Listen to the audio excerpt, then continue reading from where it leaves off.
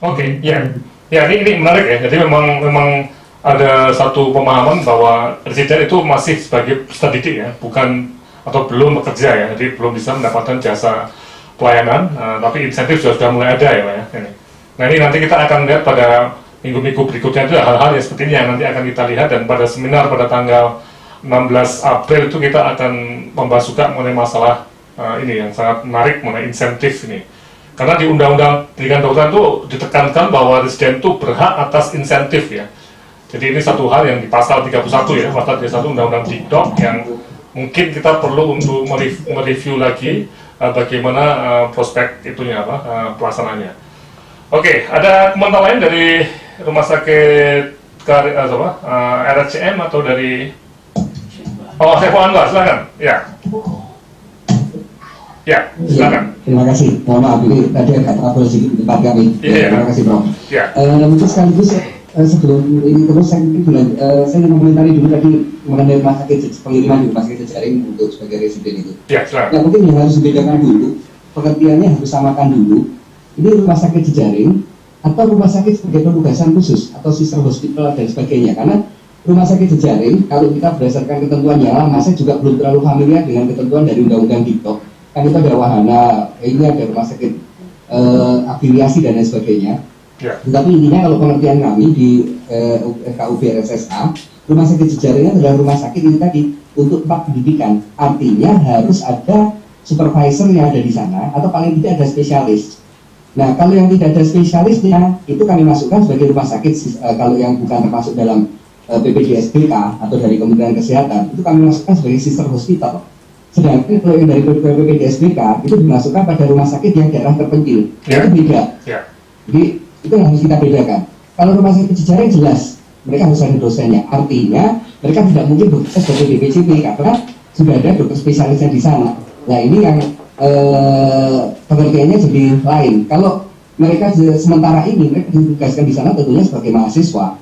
Nah berbeda masalahnya kalau ini di rumah sakit sister hospital atau rumah sakit dengan penugasan khusus dari PPD atau PPDSBK atau dari Kemenkes itu tadi. Nah, itu akan menjawab juga pertanyaan apakah mereka dapat bayaran atau tidak. Kalau di kami, di RSSA FKUB, kalau sebagai rumah sakit jejaring, dosen di rumah sakit jejaring, itu kami memberikan honor sebagai tenaga pengajar. Dan kami berikan fasilitas seperti lainnya tenaga pengajar di FKUB. Jadi berhak untuk mengikuti seminar dan lain sebagainya. Dan PPDS pun mungkin tidak ditarik biaya kabur karena sudah include pada biaya pendidikan. Berbeda dengan rumah sakit penugasan khusus atau dari BK atau PPDS dari Kemenkes atau rumah sakit sister hospital. Kalau itu biasanya ada insentifnya. Itu pun insentif ada dua, dari Kemenkes dan dari rumah sakit itu sendiri. Nah mungkin ini Prof yang perlu kita bedakan. Ya betul. Saya kira itu Prof. Ya betul. Jadi memang menarik kalau kita lihat dari rumah sakit pendidikan utama dan jaringan tadi ya, itu intinya memang masih ada spesialis di sana yang mengawasi ya, dan itu lebih sebagai tenaga pendidik, dan residen itu masih dianggap sebagai siswa ya. Ini. Oke, nanti kita akan lihat, tapi yang di rumah sakit hospital mereka seperti sudah mandiri dan ada kemudian di DPJP dan dapat pendapatan. Ya. Oke ya Pak, ini memang minggu ini kita akan mencari fakta-fakta dulu Pak ya. Jadi minggu ini kita fakta-fakta dulu, nanti minggu depan kita akan lihat bagaimana situasi di luar negeri Pak ya. Oke ya. Oke, ada lagi sebelum kita dari RSM ada komentar? RSM belum? Oke. Iya, jika sudah, nah ini maksudnya kita untuk mencari fakta-fakta, jadi kita mencoba menggambarkan apa yang terjadi di masing-masing rumah pendidikan dan di FK masing-masing. Nanti tolong dikirim, ya, sudah ada sebagian mengirim ya Pak? Ya. Sudah ada sebagian yang mengirim. Nanti kita akan analisis dari sini dan nanti akan kita feedbackkan minggu depan. Ya. Ya, ada yang bertanya, silakan. Dari RSM, silakan. Ya. Silakan, RSM. Silakan, ya, RSM. Belum? Halo, RSM belum? Unmute dari organizer. Belum ya, RSM belum ya. Silakan ya, sudah. Oh. Enggak, ini RSM belum. Ini dari mana? Dari Saiful Anwar, silakan.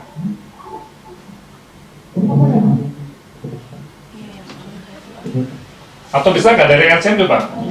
LCM? Ya, mau. Nggak. Ya, silakan Pak, silakan. Ya, mohon maaf, ini dari saya ulang Pak. Ya, silakan Pak, silakan. Ya. Iya Pak. Mohon maaf Pak, tadi agak putus-putus, diulang tadi, mohon bisa diulang. Iya. Ini masih agak trouble ini.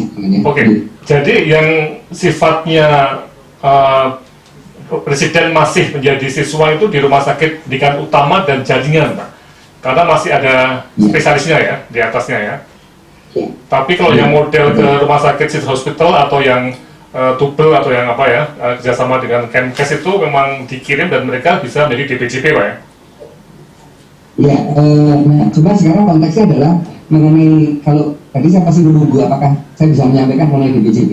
Nah, untuk DPJP inilah yang sebetulnya masih jadi tanda tanya besar, karena akan jadi, ini permasalahan yang kami dapat di Saulapan FKUB. Beberapa residen kami kan sudah ketentuan dari Kemenkes untuk pengelolaan program khusus, penugasan khusus. Itu kami harus menyertakan standar kompetensi yang harus mereka punyai. Dan dari situ nanti akan dikeluarkan SIP sementara atau terbatas di rumah sakit penugasan khusus. Tetapi kenyataannya, laporan dari beberapa residen kami, mereka justru seringkali ditugaskan untuk memegang pasien-pasien yang memang bukan kompetensinya. Sebagai contoh, seorang ahli penyakit dalam, seorang residen penyakit dalam itu diberi tugas oleh direkturnya untuk pasien anak-anak. Dan pasien anak-anak waktu itu tidak ada kerugiannya di sana. Pasien anak-anak juga bukan karena sakit batuk, pilek, panas atau dan sebagainya, tapi jatuh pulus apertum. Nah, residen kami diminta untuk menggait. Nah, jadi kayaknya masih ada beberapa hal yang perlu diluruskan. Harus ada pengertian yang sama antara rumah sakit penugasan khusus dengan residen kami atau dalam hal ini FKUB dan RSSA. Karena menurut kami presiden ditugaskan sebagai DPJP itu masih perlu tanda tanya besar, karena mereka pada dasarnya tentunya ada perbedaan. Kenapa sih kok nama mereka masih residen?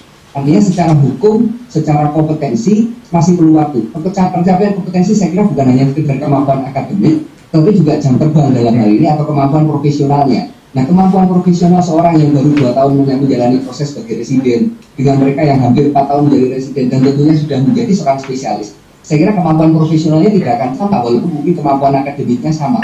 Dan inilah yang menjadi tanda tanya pada pelaksanaan DPJP tadi. Yang memang persoalan besar yang harus dipecahkan bersama. Jadi contoh seperti yang Prof, kami pernah diskusi juga mengenai masalah yang di NTT, mengenai DPJP ini juga. Waktu itu kami kan meminta sebenarnya DPJP nggak ada masalah asal direktur atau bahkan pimpinan daerah disebut yang bertanggung jawab.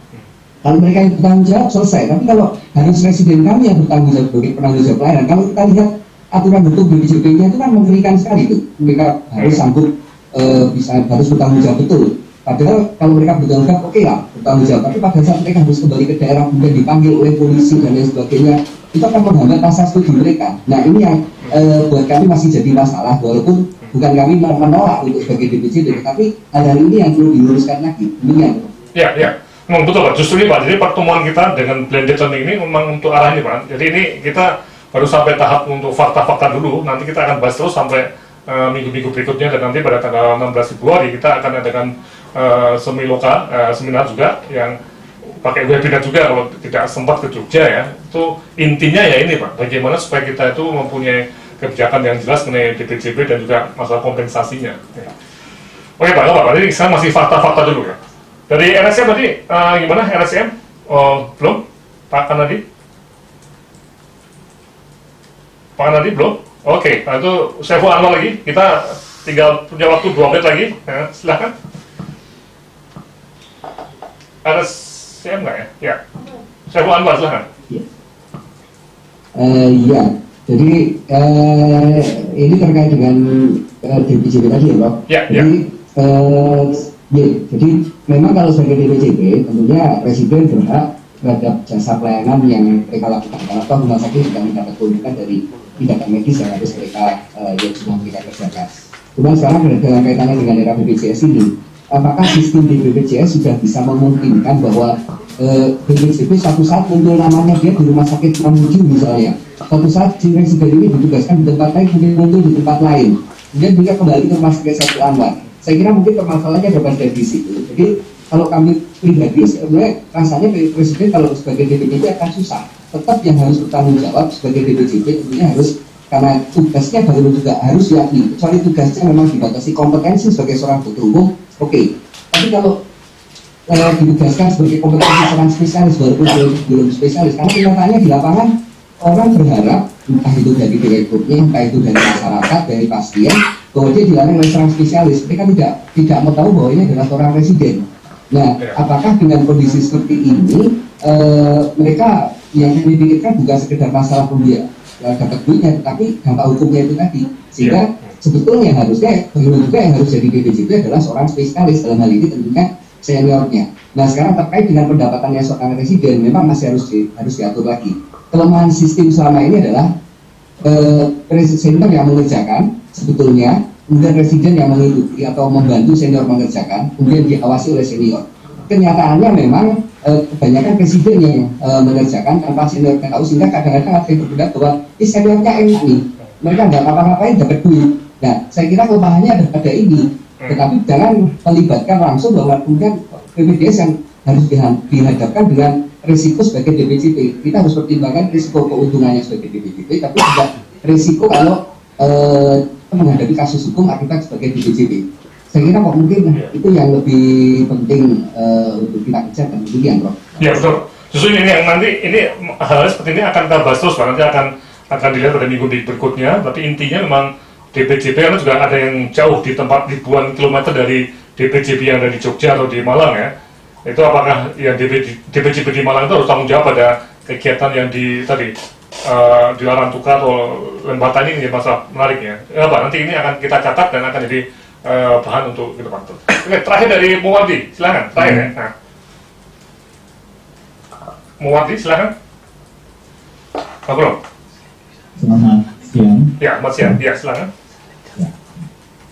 Pertama-tama saya Rudi, saya residen anak di sini. Ya. Ya, mungkin dari cerita yang sebelumnya itu, karena kalau kita kondisi dikirim ke daerah lain, contoh kemarin sekarang bulan lalu saya kirim ke Kalimantan, itu memang kita menghadapi masalah yang sedikit expert di sana, karena kita memang jadi DPJP nomor penuh, karena di satu kabupaten itu sama sekali tidak ada spesialis anak, bahkan kalau mau kita kirim atau merujuk pasien harus menunggu waktu 8 jam, itu pun kayaknya nggak mau. Nah, dari sini mungkin benar kita harus merumuskan ini, menyamakan persepsi antara kita dengan tempat tugas kita, sampai sejauh mana sih kewenangan kita sebagai residen.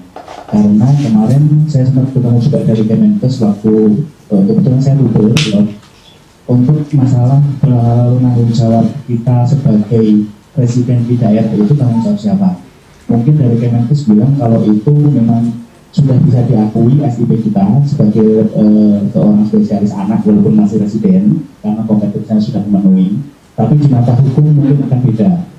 Nah, kalau untuk masalah-masalah ini seperti apa mungkin harus dipecahkan sekarang. Sebenarnya kalau dari saya pribadi, Bro, untuk jadi residen tidak usah jadi DPJP juga alhamdulillah, Bro. Karena kepentingan saya cuma ingin sekolah. Ya. Tapi sebagai residen itu saya punya kewajiban untuk keluar daerah, dan di sana kita harus travel. Dan satu lagi, Bro, mungkin kalau tidak dirumuskan akan jadi seperti teman saya ada yang kirim suatu daerah di Indonesia Timur juga terjadi kejadian karena menolong suatu persalinan bersama dengan dokter kandungannya. Kebetulan ibu dan anaknya ini memang kondisinya jelek dan akhirnya kedua-duanya meninggal. Cuma karena dokter spesialis kandungan ini masih saudara bupatinya dan orang itu, sementara teman saya adalah residen juga, yang diserahkan adalah teman saya, Bro. Nah, tapi ketika kita laporkan ini ke Kemenkes, jawaban dari Kemenkes waktu ada invitasi ke UNS, kenapa kok nggak dapat kepala dinasnya? Akhirnya kita tahu sendiri kalau kepala dinas itu kan takut sama bupatinya, Bro. Jadi ya sama aja, akhirnya teman saya itu dapat repot yang luar biasa, rumah dinasnya di Lestari Batu, tanpa adanya perlindungan hukum dari pejabat setempat. Itu aja mungkin, Bro. Terima kasih. Iya. Oke, terima kasih Pak. Jadi memang betul Pak, ini akan jadi masalah yang akan kita bahas mendatang ya. Tapi memang kebutuhannya itu tinggi sekali karena dengan BPJS ini kan otomatis kalau kita lihat klaim tadi ya di Solo, di Jogja, Bandung, Jakarta ya, itu kan masyarakat kota kan akan dapat banyak, bisa klaim banyak karena ada spesialis. Tapi di NTT karena untuk seksio aja susah ngeklaim karena nggak ada spesialisnya, Pak. Nah ini yang jadi masalah besar ya, Pak. Bagaimana menyeimbangkan tenaga medik ini ke berbagai daerah. Nah ini yang di satu inti dari apa yang kita bahas nanti ya. Oke, karena waktunya kita harus berdiri di sini. Nanti kita akan menfeedbackkan apa yang sudah dikirim ke kami dan diskusi hari ini akan direkam ditulis ya. Kemudian minggu depan Bapak Ibu semua kami harapkan untuk membaca berbagai, nah ini seperti situasi yang ada di negara maju, di Amerika Serikat, di Inggris, di Australia, itu melalui web, jadi tinggal klik. Sudah ada dan nanti kita akan berikan petunjuk yang lebih detail lagi. Nah intinya minggu depan itu kita akan melihat bagaimana perbandingan dengan negara maju yang mereka juga menggunakan seperti BPJS. Sekali lagi bahwa di negara maju itu memang residen itu sudah menjadi tulang punggung dari pelayanan jaminan kesehatan. Nah apakah kita akan menuju ke sana atau bagaimana? Nah itu nanti akan kita lihat minggu-minggu berikutnya. Tapi minggu depan kita akan masuk bagaimana melihat situasi di luar negeri. Oke? Saya kira itu dulu ya kegiatan webinar hari ini. Jadi secara teknis sudah lumayan ya. Sudah ada 4 orang, 4 rumah sakit. Kita akan terus latih lagi teman-teman yang lain karena memang ini membutuhkan semacam latihan dan juga infrastruktur yang bagus ya. Oke, kalau begitu. Saya kira kita tutup sekarang ya. Satu persatu saya minta pamit dari Saiful Anwar, dari RSCM, dari Muwadi, dan dari Karyadi. Mungkin silakan ada komentar-komentar akhir dan mengenai sistem webinarnya sudah oke. Dari Saiful Anwar silakan. Ya, terima kasih Prof. Ya. Prof, kami sangat berharap sekali bahwa forum ini bisa menyelesaikan masalah yang ada karena kami paham bahwa negara ini sangat membutuhkan tenaga kesehatan dengan luar biasa. Tetapi kami juga mengingatkan bahwa apa yang terjadi sekarang ini berasal dari rencana dan kebijakan makro. Karena kenapa kok tenaga kesehatan kita jadi berkurang? Nah ini memang solusi jangka pendek, yaitu dengan mengirimkan residen. Ya. Nah ini yang saya kira pokok permasalahannya ada di situ. Nah ini mungkin seharusnya yang bisa segera diselesaikan karena kayaknya kalau saya dalam tanda petik yang kami lakukan, kebetulan saya mengalami betul mulai dari saya peralihan dari Impres ke PTT, kemudian PTT menjadi pegawai negeri. Itu sebetulnya itu tidak terjadi hal yang sekarang kalau kebijakan dulu dengan tetap diimpreskan itu tetap dijalankan. Tapi ya sudah, itu yang sudah terjadi ya. Sekarang ke depan ini yang kami harap ini betul-betul jadi solusi. Sebagai contoh satu ini saja. Untuk presiden, asal daerah betul-betul mengamankan seperti tadi, ada masalah dinas kesehatan dan sebagainya. Ini yang sudah kami dari institusi pendidikan meminta amankan BPJS kami sepanjang mereka bekerja sesuai dengan kompetensi yang sudah diberikan. Nah itu saja sebetulnya permasalahan. Kalau ini sebagai solusi jangka pendek, itu saja Dr. Ya, Terima kasih. Terima kasih. Dari RSCM, Pak Kanadi, ada komentar?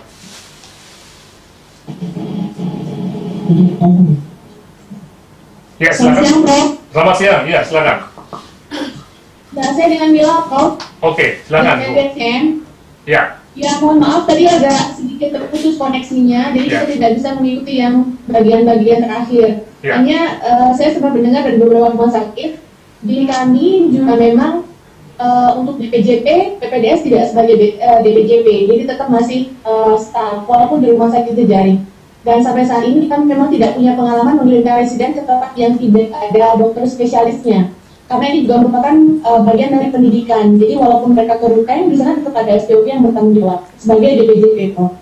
Demikian, Prof. Saya berharap sekali semoga webinar ini bisa menjadi tempat untuk kita berdiskusi bagaimana sebaiknya ke depan. Ya, betul kan. Dan Ibu nanti jadi juga penyuara di pusat juga, Bu, dekat dengan pusat ya. Dari sini Ibu juga bersuara di Kemenkes ataupun di mana di FKUI atau di RSCM ya, Bu ya. Oke. Terima kasih. Sekarang dari Muwadi silakan ada komentar-komentar akhir. Ada dari Muwadi? Silakan. Enggak.